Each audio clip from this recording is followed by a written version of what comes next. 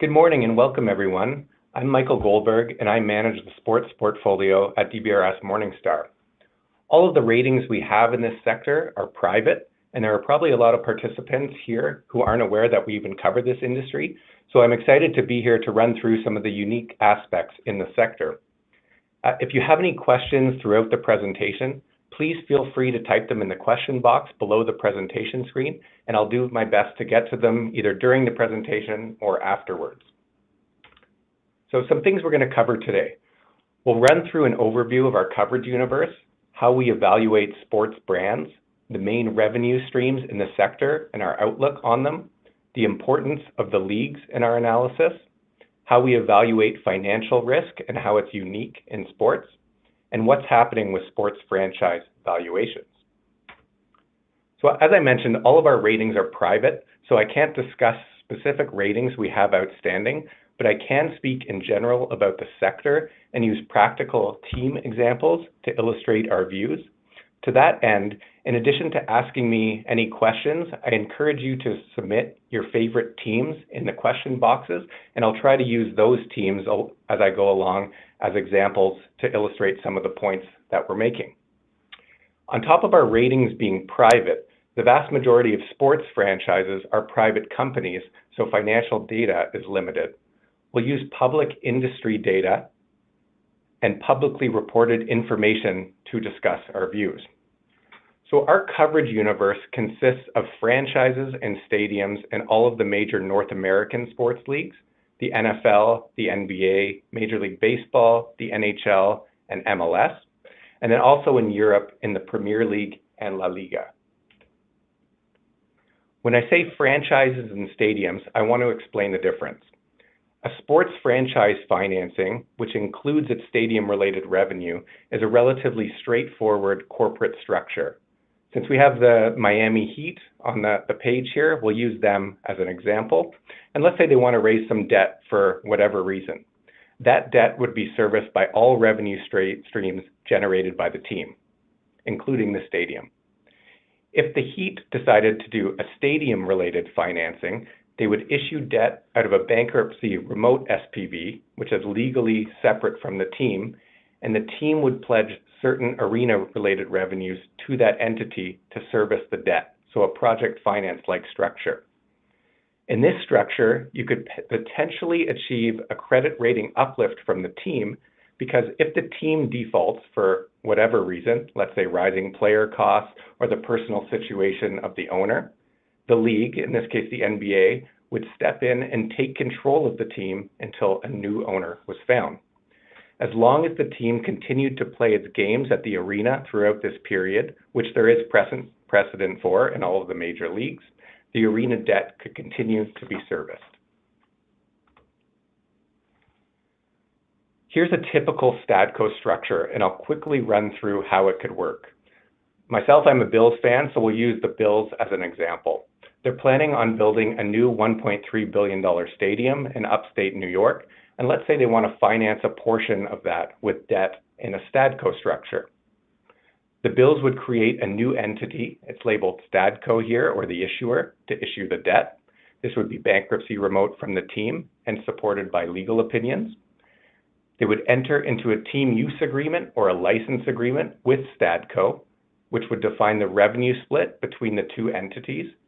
Typically, sponsorship revenues, premium seating revenues, merchandise, concession, and parking revenues are all pledged to Stadco, and broadcasting and general admission ticket sales stay with the team. Stadco is usually responsible for stadium-related operating costs, but player salaries, which is the bulk of a franchise's costs, would remain with TeamCo. Now here we'll assume that the county is the owner of the stadium, so Stadco would enter into a lease with the county in order to use the stadium, and we would require that lease to run through the term of the debt. We would also expect the Bills would enter into a non-relocation agreement, which would prohibit them from playing their games in another stadium throughout the life of the notes. And lastly, there would be an NFL consent letter, which would give the league certain rights. As you can imagine, the last thing the NFL would want is any credit-related issue to disrupt its season. So the consent letter would give the league rights to step in and cure any default that might occur so there would be no hiccups to its schedule and season. Okay, on to sports brands. So I think the brand is the most important thing we look at in sports because it drives all of the revenue streams. When we think of the strongest brands in the world, we don't typically think of sports.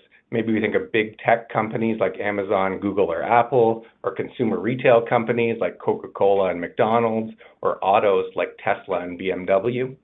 But I would argue that sports brands have a stronger attachment to its customers than many of these brands I just mentioned. To illustrate, let's just say I'm a diehard Pepsi drinker and I'm walking down the street drinking my Pepsi, and someone passes me the other way drinking a Coke and makes fun of me for drinking Pepsi instead of Coke. I'd probably scoff at them, get on with my day, and wouldn't think twice about it. But if I'm walking down the street in my Toronto Maple Leafs jersey and someone in a Bruins jersey is coming the other way, I'm already self-conscious. I put my head down, hope to slip past without any interaction at all. But if they say something like, "Hey, you look pretty old, but you probably weren't alive to see your team win a Stanley Cup," I mean, that is a soul-crushing comment that would stay with me for years and years. And if the Leafs ever do win a cup while I'm alive, I would get in my car and drive around celebrating and look for that Bruins fan just so I could smile at them. But it's that attachment that sports brands have with their customers or fans that causes people to pay $100 a month for cable when sports is the only thing they watch live on TV, renew season's tickets year after year at higher prices, even if they're disappointed by their team's performance, or allows Man United, Real Madrid, or Barcelona to change the hue of one stripe on their jersey every year and sell tens of millions of them. So that brings up the question, how do we evaluate a brand? Well, we start at the league and sports level. So clearly, the average brand of an NFL team should be stronger than the average brand of an NHL or MLS team. We look at many things, including social media following, TV viewership, attendance, and merchandise sales, but each metric has its flaws. Social media following is clearly bigger for global sports and leagues, as evidenced here, but I don't think the NBA is twice as strong as the NFL in terms of brand, as social media following would illustrate here.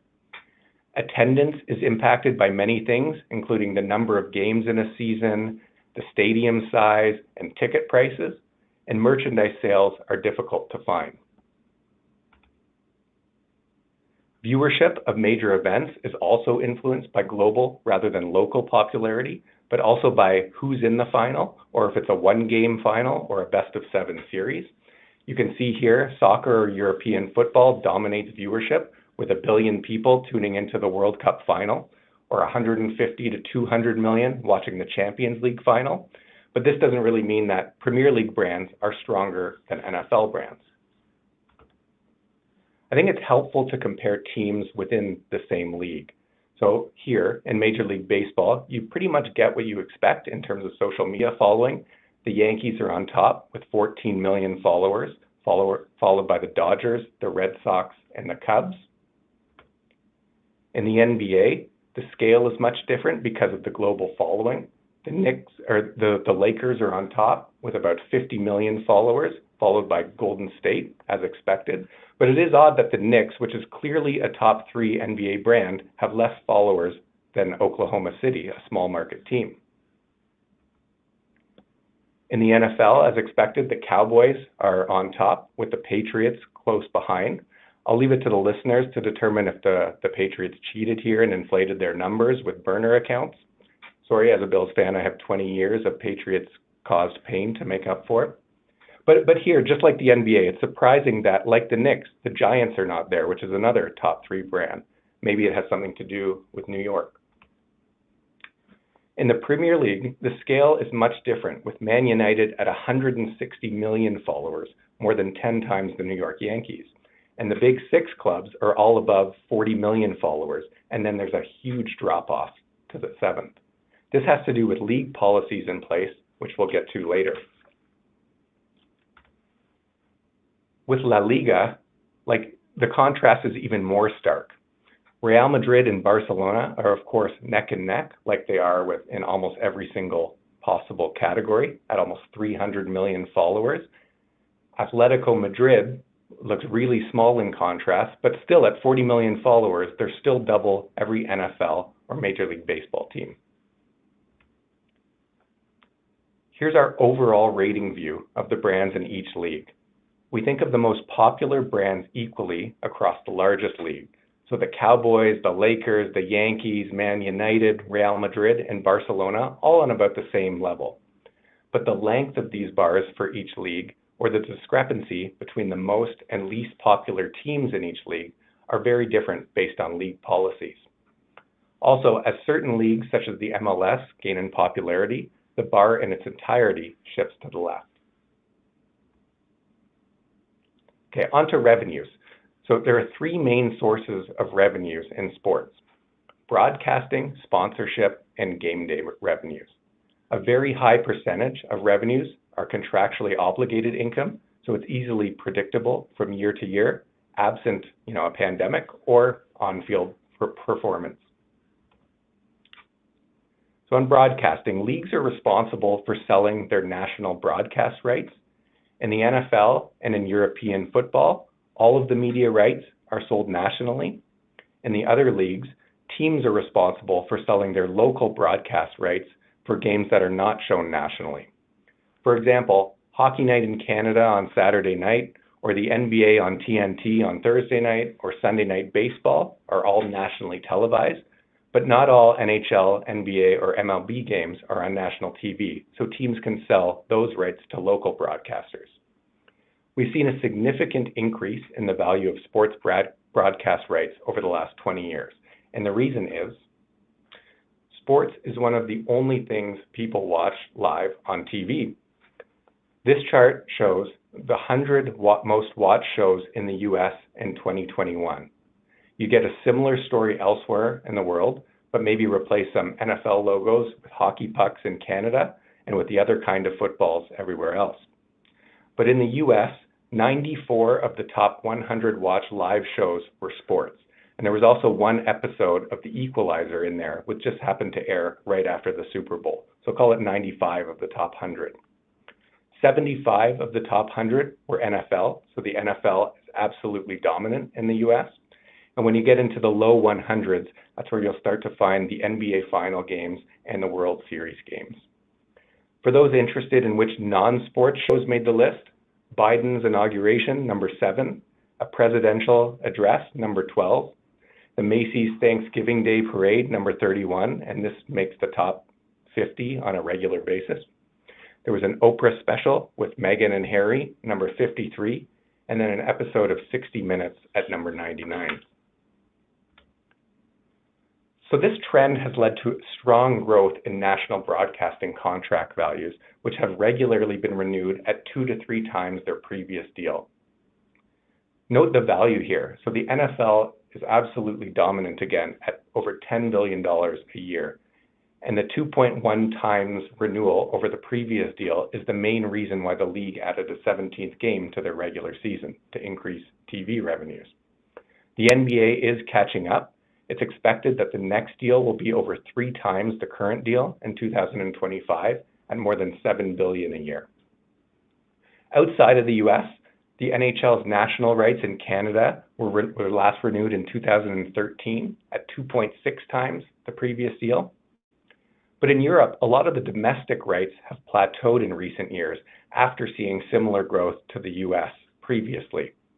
But the international rights of European football leagues continue to grow significantly. In November 2021, the Premier League secured a $2.6 billion 6-year deal with NBC, which will replace the previous $1 billion 6-year deal with NBC, so a 2.6 times jump. In our models, we don't forecast this growth to continue, but a lot of the future value of these rights is dependent on new entrants. So Amazon is part of the new NFL package to take effect next season. They'll air Thursday Night Football, but Google and Apple have also been rumored to be looking to enter the space. I read yesterday that Apple and Amazon are competing for the NFL Sunday Ticket product going forward, which was previously with DirecTV. So on to sponsorship, which has been a steady source of revenue growth for sports franchises. This has happened as teams and leagues are getting creative with new inventory. You can see here the NHL helmets advertising or the NBA jersey patch advertising, but also with new verticals. So crypto is a big one. We show here the crypto.com arena, but also the Miami Heat's arena, the FTX arena is with a crypto company. And Manchester United recently signed a partnership with Tezos as its training kit sponsor. And sports betting is another big vertical that teams are entering as this becomes legalized in more and more US states and companies are competing for new users. I think the global reach of a team's brand is very important here. We show a picture of Tottenham's jersey with AIA on the front. AIA is reportedly paying over £30 million a year for that sponsorship. AIA is an Asian insurance company and it has no presence outside of Asia. In general, we view sponsorship contracts very favorably as they are long-term in nature with strong and stable counterparties. The main sponsors are consumer packaged goods companies, financial institutions, brewers, airlines, telecoms, etc. Naming rights sponsors can be the most significant. We've highlighted some recent deals here. You can see the growth in the major deals. 10 years ago, the Cowboys and the Giants and Jets received about $17 million a year for their naming rights deals. Now the Lakers or the Rams and Chargers are getting over $30 million a year for their deals. Some important factors with naming rights. One, it's helpful to be in a larger market. You can see the Islanders are getting $15 million a year in New York, which is very strong for an NHL team. Part of that is because they're in New York and there are a lot of events in that building on non-hockey nights. And it also helps to have two teams sharing a building, which doubles the number of major events each year. On the other end of the spectrum, a single team in a small market, like the Brewers here, get a penalty and they're receiving only about $4 million a year. Another point to make on naming rights is some teams have difficulty selling their naming rights. Iconic stadiums like Yankee Stadium, Fenway Park, Old Trafford, Anfield, etc., they risk upsetting their fans by renaming these venues. But this is starting to change. A couple of weeks ago, Barcelona announced it would rename its Camp Nou stadium to Spotify Camp Nou. Game day and match day revenues. These include ticket sales, concessions, merchandise, and parking. They're more volatile than the previous two categories that we talked about, but for some teams, but the biggest brands sell out regardless of on-field performance. There is volatility with respect to performance because winning brings additional playoff home games or additional tournament or Champions League matches. Again, the NFL dominates here. They sell what's called personal seat licenses to fans, which is a multi-year license fee that the fan has to pay just for the right to buy tickets. And these can range from thousands of dollars a year to hundreds of thousands of dollars a year, depending on the team and the seat. Where we are seeing significant growth in match day revenue is through new stadium construction and renovation. There's a strong focus on premium seating, exclusive clubs, the overall fan experience, and sustainability to generate ROI on new projects. Stadium projects is the main reason for debt issuance in this sector and for our growing coverage universe. You can see here there are many new stadium projects planned in the near future, so we expect this to continue. I mentioned sustainability, and I think ESG will be a focus going forward. New stadiums with a carbon neutral footprint will definitely attract more capital from investors. Teams can also use their stadiums to host events, concerts, conventions, etc. on sports off days. There is more volatility in this source of revenue as events are not booked as far in advance. There are many successful events, however, and they do generate meaningful amounts of revenue. The local market fundamentals, the competing venues nearby, and the population demographics in a given market determine the ability to generate event revenue. We've also looked at arenas without sports anchor tenants who rely solely on the events business. In these cases, because of the increased volatility in revenues, we would likely require stronger financial metrics to compensate in order to achieve similar ratings. Onto the league, which sets the boundaries of the rating of its franchises. The ceiling, because a team can't really be stronger than its league. I mean, could the Dallas Cowboys exist if the NFL didn't exist? And the floor, based on the policies it has in place: salary caps, revenue sharing, the collective bargaining agreement, and debt limits. We'll use the NFL as an example. They have the smallest band of ratings because of its policies. All broadcast revenue in the NFL is shared equally. 34% of each team's seat sales are put into a pool and shared equally amongst all of the teams in the league. There's a hard salary cap in place. There's a debt ceiling of $500 million per team, and there's a strong collective bargaining agreement in place. The average career of an NFL player is 3 years, so it's extremely costly for them to miss any games, and there's a strong incentive for them to get a new agreement in place before the current agreement expires. On the other end of the spectrum are the European soccer leagues. Media revenues are not all split equally. Some is based on league standing, and some is based on viewership of games, which definitely benefits the bigger clubs. And there are no salary caps in place, except that teams do have to generate a profit. So larger revenue generating teams can spend more on players. It helps them win more games, it helps them increase revenue, and you have a perpetuating cycle. Just on the collective bargaining agreement, this is a big source of risk in sports.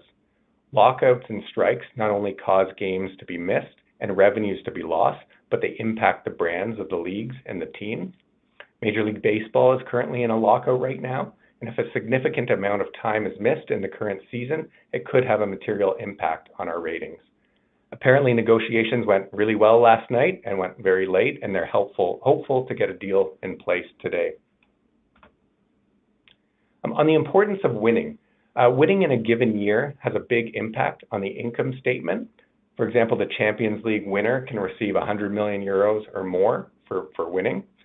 Additional playoff games drives ticket sales, merchandise, food and beverage spending, and people spend a lot more money at playoff games than they do during regular season games. But winning and losing in a given year is not important to our ratings, and we wouldn't upgrade or downgrade every year because of on-field performance. Winning or being competitive over a long period of time can have a positive effect on the brand, and losing the reverse, which is what could impact ratings. Looking at financials. So these tables are the primary metrics we look at for franchises and stadiums. And you can see that debt to EBITDA is in both tables. But really, debt to EBITDA is a proxy for loan to value because most businesses can be valued off a multiple of EBITDA. But sports is not like that. And the reason is because of player salaries. So teams can make the decision to invest in players in order to either win or put out an entertaining product. Over the long term, this would likely have a very positive effect on the franchise's enterprise value, but in the short term would be negative to profitability. So in general, sports franchise valuation is not based on EBITDA. If we use the Golden State Warriors as an example, they've been over the salary cap and into the luxury tax for a number of years and have to pay a significant penalty, more than dollar for dollar, to the league. Steph Curry makes $46 million a year. So if they had traded him for expiring contracts before the trade deadline this year, their EBITDA would have increased by over $100 million next year. But would this be a good business decision? Probably not. A great example of this is Man City, because we do have some public financials and data. When Man City was purchased in 2008 by the current owners, revenues were £87 million, and they had a huge net loss, and the franchise was worth $310 million. In the last 13 years, ownership has invested every possible pound into the squad to keep operating profit break even. I'll leave it to the football fans to opine if they were on side with the rules every year. Regardless, revenue has grown from 87 million to almost 600 million pounds, and the franchise value has grown by 13 times. Shareholders, debt holders, and fans should all be thrilled by Man City over this time period. And if we rated Man City's debt over this time period, there would have been multiple rating upgrades. But on a debt to EBITDA basis, things probably wouldn't look so good. Although what we're showing here with the red line is net profit, EBITDA would likely follow a similar pattern and would have been flat since about 2013, 2014, over which time the franchise increased in value by 4 to 5 times. If we assume Man City has about 100 million in EBITDA and call it 600 million of debt, their debt to EBITDA would be 6 times, which is definitely not equivalent to an investment grade company. But on a loan to value basis, 600 million of debt relative to a 4 billion franchise value is a 15% loan to value, a very conservatively capitalized company. So when we're looking at franchises and debt to EBITDA doesn't capture the current situation, we also look at debt to franchise value, which brings up the question how to determine franchise value. Luckily, it's a little bit easier now. We use precedent transactions, although these are few and far between because franchises are not up for sale that often. We use reliable third-party sources like Forbes and Sportico, who put out annual updates to their franchise valuations. And recently, we can rely on private equity transactions. Major League Baseball, the MLS, the NHL, and the NBA have all recently allowed private equity investment in their franchises. There are some rules in place. For example, no team can sell more than 30% of itself or 20% to a single party. There are minimum investment thresholds, and a single fund can own up to 20% of 5 different teams in a league. There's 2 big positives from this. One is it's a great source of liquidity for teams, and they can use it to maybe cover pandemic-related losses rather than with additional debt. And 2, it causes valuation to increase and should help that continue going forward. And you can see here, rather than as a trophy asset, sports teams are now seen as investments, and rightfully so. The average franchise value in all the major leagues in North America has outperformed the S&P 500 over the last 20 years, and private equity ownership could help that to continue going forward. Franchises are so expensive now that not many individuals could afford sports teams, so having partners in the private equity sector will definitely help. The Denver Broncos are reportedly up for sale at a $4+ billion valuation. So not many people could afford an NFL franchise on their own. Lastly, we're sick of talking about COVID, but I think we have to mention it. COVID has had a large impact on all leagues, teams, and stadiums, but many have already bounced back. Most of our coverage universe experienced a negative rating action, either a change in trend to negative or a downgrade. The trend changes were for those where COVID had a short-term impact, let's say reduced revenues for a season or two, where we didn't expect it to be permanent. But the downgrades were for those that were already underperforming heading into the pandemic, or others who borrowed to cover COVID-related losses and increased their debt permanently. Leagues were very supportive in the last 2 years. Most borrowed themselves in order to provide liquidity to their teams. And we're now back in a state where most franchises are in great shape and the prospects for growth are really strong. So with that, I will open it up to questions. We have a couple. Just give it a minute.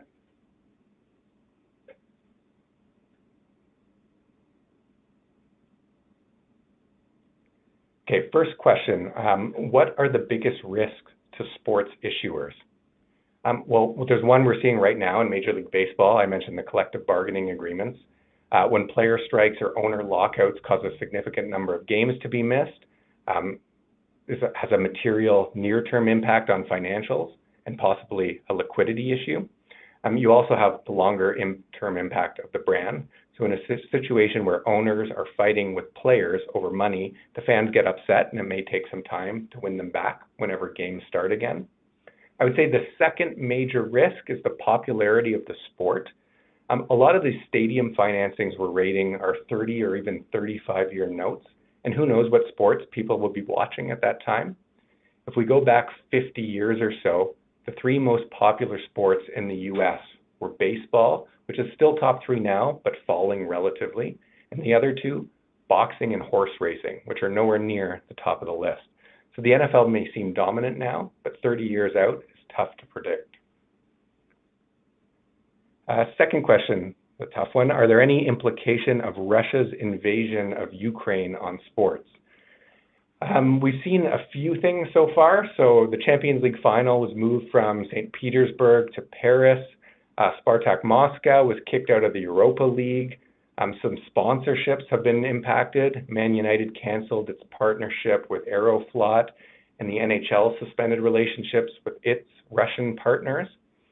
Oakview Group, who owns arenas all over the world, including the Climate Pledge Arena in Seattle and the UBS Arena in New York, won't serve Russian brands at its venues. And I guess the big one, Roman Abramovich, the owner of Chelsea and a Russian oligarch, announced that he would be handing over stewardship of Chelsea to the charitable foundation. As far as I'm aware, he's still the owner, but maybe won't make the strategic decisions for the time being. So all in all, I think a relatively immaterial impact, but it's something we have to keep an eye on if things escalate.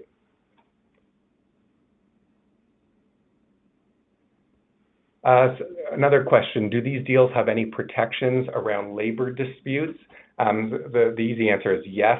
Most of the stadium financings we rate have, number one, a debt service reserve that could be anywhere from 6 to 12 months in length. And then prior to the expiration of a collective bargaining agreement, a second reserve that fills up if there isn't a deal in place. So usually we have 1 to 2 years of protection for CBA-related issues. And for the most part, these contract negotiations don't last for more than a year. Another question, do you rate any women's sports transactions? Not exclusively at the moment, although we do rate European football clubs who have women's teams. For now, the women's teams are a small contribution to the overall analysis, but I do think it's growing. We've had some exploratory talks with the Rangers about potential women's transactions, and I think as the popularity of women's sports grows, it's something that could happen within a few years. There's a lot of interest from fans in the WNBA and the NWSL, and I expect those leagues and teams will draw sponsorship dollars going forward. I can also note that the gold medal women's hockey game in Beijing between the US and Canada drew a larger TV audience in the US than any NHL game so far this season. So that's definitely promising. Okay, I think that's all we have for today. So I just want to thank everyone for joining me. If you have any follow-up questions or you'd like to discuss anything further, my contact info is on the screen. Also, please submit any feedback you have in the rating box below the presentation as we value your input for future sessions. Have a great day.